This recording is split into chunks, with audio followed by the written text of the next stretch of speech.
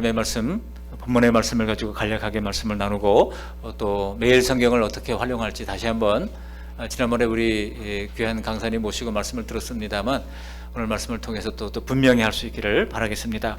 시편 1편은 전체 시편 150편의 서론이기도 합니다. 여기서 시인은 복 있는 사람의 특징을 세 가지 하지 않는 것과 세 가지 하는 것, 한 가지 하는 것으로 소개를 하고 있어요. 그게 뭡니까? 먼저 복 있는 사람이 하지 않는 것 세 가지를 1절에서 소개하고 있지 않습니까? 먼저 악인들의 꾀를 따르지 않습니다. 두 번째로 죄인들의 길에 서지 않습니다. 세 번째로 오만한 자들의 자리에 앉지 않습니다. 그 다음은 복 있는 사람이 하는 것입니다. 2절을 우리 같이 한번 읽어보십니다. 2절 오직 여호와의 율법을 즐거워하여 그의 율법을 주야로 묵상하는도다. 그렇습니다. 이것을 달리 풀면 복 있는 사람이 하지 않는 것의 반대는 다 복 있는 사람이 하는 것입니다. 그러면 한번 해봅시다. 제가 복 있는 사람들이 하지 않는 것을 말하면 여러분들은 복 있는 사람이 하는 것을 답변하시기를 바랍니다. 예를 들어 이런 것이죠. 제가 악인들의 꾀를 따르지 않고 그러면 여러분들은 여호와의 율법을 즐거워하여 주야로 묵상합니다. 이렇게 얘기하는 겁니다. 이해되시겠습니까? 한번 해보시겠습니다. 자, 이 복 있는 사람은 악인들의 꾀를 따르지 않고 죄인들의 길에 서지 않고 여호와의 율법을 즐거워하여 주야로 묵상합니다. 오만한 자들의 자리에 앉지 않고 여호와의 율법을 즐거워하여 주야로 묵상합니다. 그렇습니다. 이렇게 여호와의 율법을 즐거워하여 주야로 묵상하는 사람에게는 놀라운 약속이 주어집니다. 그것이 무엇입니까? 우리 3절 말씀 함께 읽어보시겠습니다. 3절입니다. 그는 시냇가에 심은 나무가 철을 따라 열매를 맺으며 그 잎사귀가 마르지 아니함 같으니 그가 하는 모든 일이 다 형통하리로다. 아멘. 즉 여호와의 율법을 즐거워하여 주야로 묵상하는 사람에게는 시냇가에 심은 나무가 가뭄이야도 두려워하지 않고 철을 따라 열매를 맺고 잎사귀가 마르지 않고 모든 일이 다 형통한 은총을 주시겠다는 것입니다. 이러한 은총은 뭔가를 콕 찍어서 복을 주시겠다고 하는 말씀이 아니라 매우 포괄적이고 함축적으로 복 있는 사람을 묘사하고 있습니다. 그가 하는 모든 일이 다 형통한다는 겁니다. 얼마나 복 있는 겁니까? 정말 모든 일이 다 형통한다면 이런 복 있는 사람이 어디 있겠습니까? 이 말씀에서 우리가 오해하지 말아야 할 것은 그가 악인의 꾀를 따르는데도 죄인들의 길을 서는데도 오만한 자들의 자리에 앉는데도 이런 복이 따른다는 것이 아닙니다. 다 복을 받는다 그래가지고 아무렇게나 하는데 복을 받는다는 게 아닙니다. 오직 그랬잖아요. 오직 여호와의 율법을 즐거워하여 주야로 묵상할 때 하나님의 뜻 안에서 모든 것이 합력하여 선을 이루고 형통한 복을 주신다는 것입니다. 믿으십니까? 오직 주의 법을 즐거워할 수 있는 우리 올 한 해가 될 수 있기를 바랍니다. 이제 올해부터 매일 성경을 통해 날마다 말씀을 묵상하는 훈련을 하게 될 터인데 이런 훈련을 통해서 여호와의 율법을 즐거워하는 그리고 주야로 묵상하는 복 있는 사람의 은총을 누리게 되시기를 간절히 축복합니다. 그렇다면 말씀을 묵상한다고 하는 것이 어떻게 하면 된다는 것일까요? 여러분 가지고 있는 매일 성경 14쪽을 한번 펴보시기를 바랍니다. 거기 보면 매일 성경으로 하는 큐티 이렇게 돼 있어요. 그리고 좌측부터 보면은 6단계가 나와 있습니다. 그죠? 기도, 성경 읽기, 묵상하기, 적용하기, 본문 해설 읽기, 그리고 기도. 이 6가지라고 그러면 우리 머릿속에 얼른 안 들어오죠? 왜 머릿속에 잘 안 들어오는지 어떤 분이 그러더라고요. 우리나라는 6가지 하면 잘 안 들어온대요. 왜냐하면 워낙 어려서부터 사지선다형에 익숙해 있기 때문에 6가지 하면 머리에 안 들어온다는 겁니다. 근데 제가 이걸 4가지로 추려서 얘기를 할 수 있습니다. 왜냐하면 첫 번째 하고 마지막은 뭐예요? 기도로 시작해서 기도로 끝나요. 그러니까 말씀 묵상은 항상 기도로 시작합니다. 첫 번째 기도는 깨닫게 해주십시오 라는 겸손한 기도입니다. 그리고 마지막 기도는 깨달은 말씀대로 실천할 수 있게 해주십시오 라고 하는 결단의 기도입니다. 그러니까 첫 번째 마지막 다 빼고 나면 4가지가 남잖아요. 그 4가지가 뭔지를 이제 이야기합니다. 첫 번째는 읽기입니다. 읽어야 돼요. 잘 읽어야 돼요. 그리고 두 번째는 뭐예요? 읽은 다음에 그것을 묵상하는 겁니다. 깊이 생각하는 걸 묵상이라고 그랬죠? 두 번째는 묵상하는 거고요. 그다음에 세 번째는 뭐예요? 묵상한 것을 가지고 이제 적용을 하는 겁니다. 적용.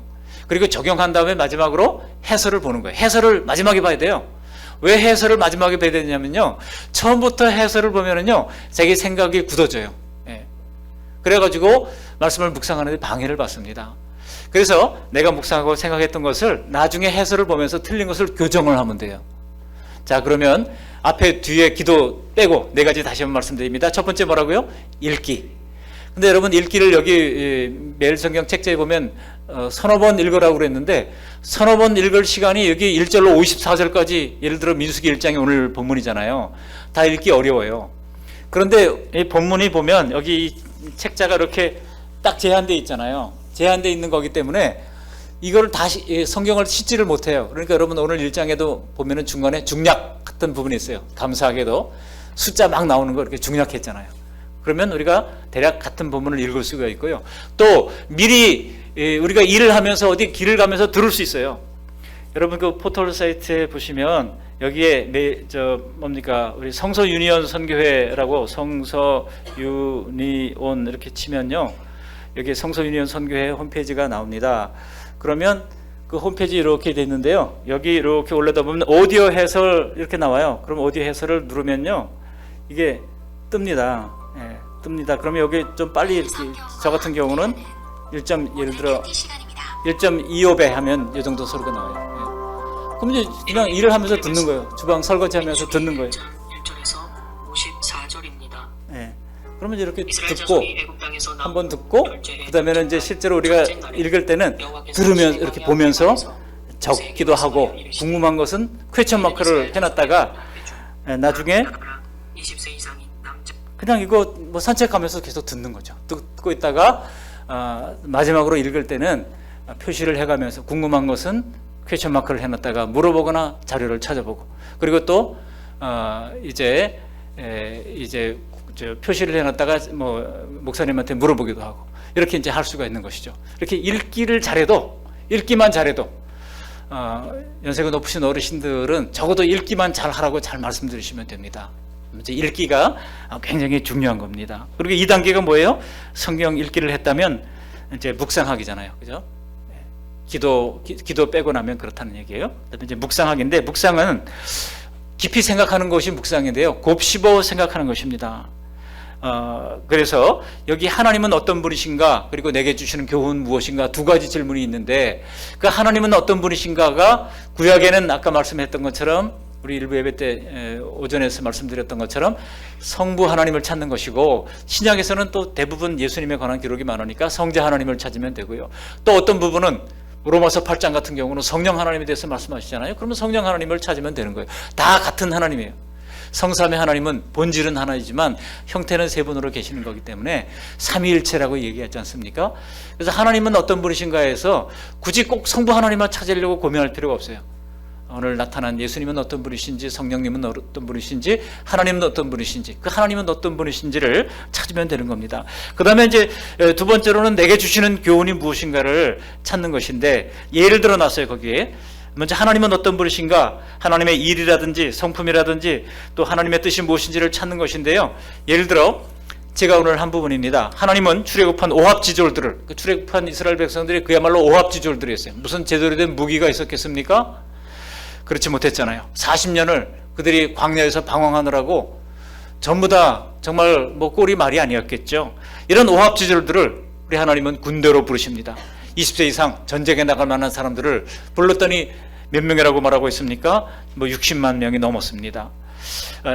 하나님은 각 지파의 지도자들을 직접 이름을 불러 세우잖아요. 각 지파마다 한 사람씩 그 두령들을 세우는데 이름을 불러서 어떤 지파에게는 누구로 하고 어떤 지파에게는 누구로 해라, 하나님께서 딱 이름을 불러서 불러 세우십니다. 그리고 하나님은 그 중에 레위 지파는 부르지 않으셨어요.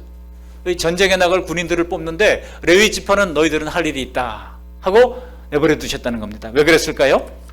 바로 예배를 위한 것입니다. 그렇다면 이런 이제 묵상을 통해서 우리가 알 수 있는 것은 내게 주시는 교훈을 찾아야 되는데, 내게 주시는 교훈 가운데 크게 세 가지로만 이야기한다면 순종하라는 명령, 그리고 경고, 또 약속, 이런 것을 찾는 것입니다. 예를 들어 나는 하나님의 이름을 불러 세우신 하나님 나라의 용사다, 이런 적용을 할 수 있죠. 나는 용사로, 하나님이 우리를 용사로 부르신 거예요. 그냥 단순히 위로만 하고 그냥 그 안에서 평안만 누리도록 한 게 아니라 나를 주님의 용사로 불러 세우셨다는 겁니다. 그래서 이런 이 자긍심을 가지고 있는 사람은요, 담대하게 살아갈 수 있어요. 우리 옆 사람에게 한번 얘기해 보실까요? 나는 용사입니다. 시작.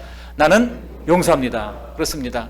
나이가 아무리 들어도 우리 여호수아와 갈렙 보면 갈렙은 내 나이 비록 85세로 돼 아직도 힘이 있고 전쟁에 나갈 능력이 있습니다. 그러니 이 산지를 내게 주소서라고 모세에게 요청하잖아요. 담대한 믿음입니다. 얼마나 담대합니까? 여러분 나이 들었다고 너무 주눅 들지 마세요. 내 나이가 어때서 뭐 그런 노래도 있습니다만 굉장히 저는 성경적이라고 생각해요. 내 나이가 어때서. 제가 어떤 분의 얘기를 들어보니까 나이가 80인데 당신 얘기를 들으니까 나의 미래 연구 생활에 크게 도움이 될 것 같습니다. 이렇게 얘기를 하는데 은혜를 받았어요. 이야, 정말 나이가 80이라도 내 미래 연구에 도움이 될 것 같다고 고마워하는 그 모습을 보면서 자꾸 나이가 들었다고 나는 이제 젊을 땐 그랬는데 지금 이 나이에 자꾸 하지 마세요. 저도 동창들을 가끔 만나면 자꾸 이 나이에 하는 사람들을 보게 됩니다. 근데 그분들은 한결같이 생각보다 훨씬 더 늙어 보여요. 자꾸 이 나이에 젊을 때는 얘기를 하는데 여러분 지금이 제일 젊을 때예요. 왜냐하면 우리 교회 제일 어르신이 누구세요? 우리 현승기 집사님이십니다. 이내옥 권사님 남편 되시는 분이 지난번에 전교인 야외 모임을 갔을 때 언제가 제일 좋으세요? 그러니까 지금이 제일 좋대요. 왜냐하면 내일보다 오늘이 정기 때문에 지금이 제일 좋다고 얘기하시죠. 어휴, 너무 그런 은혜를 받았어요. 여러분 지금이 제일 좋은 줄 믿습니다. 그러므로 나이 탓하지 마시고 연약한 거 탓하지 마시고 하나님이 우리에게 주신 그 용사로서의 그 사명을 어떻든지 감당하려고 힘쓰고 하나님 지혜 주시기를 구하고 하면서 정말 하루하루를 보람있게 채워갈 수 있는 우리 모두가 되시기를 바랍니다. 또 하나 적용할 것은요. 또 하나 우리가 이제 관찰할 것은 뭐냐면 전쟁보다 우선해야 할 것은 예배라고 하는 것입니다. 유대인 특별히 레위 지파를 전쟁에 부르지 않고 그들이 사명을 맡기게 했다는 것입니다. 그래서 그렇다면 이제 마지막 이제 세 번째 단계가 적용하기인데요. 말씀에 따라 내 삶 속에 적용하는 단계인데요.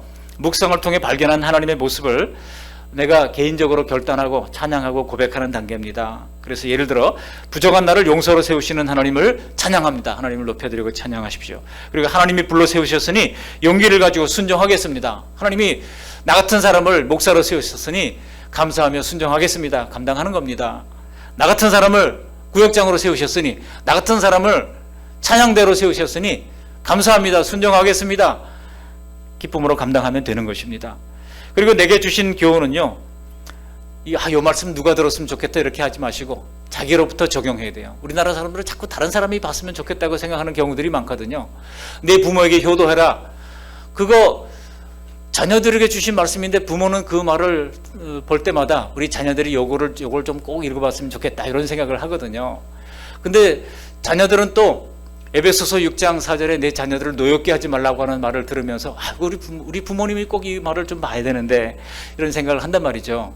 근데 성경의 어떤 말은 특정인에게 주신 말씀이 있어요. 그 말씀을 내게 주신 말씀으로 받을 수 있어야 한다는 것입니다. 오늘 본문에서 하나님은 명령하시고 모세와 백성들을 순종합니다. 그죠? 하나님은 명령하시는 분이세요. 1절에 이르시되 그랬잖아요. 그리고 말씀을 베풀어 주십니다. 그리고 모세와 백성들은 순종합니다. 명령하신 대로 19절에 명령하신 대로 54절에 또 명령하신 대로 이들은 철저하게 명령하신 대로 순종했듯이 오늘 나도 명령하시는 하나님의 말씀 앞에 순종하는 연습을 하겠습니다. 결단을 하면서 하루를 살아가는 겁니다.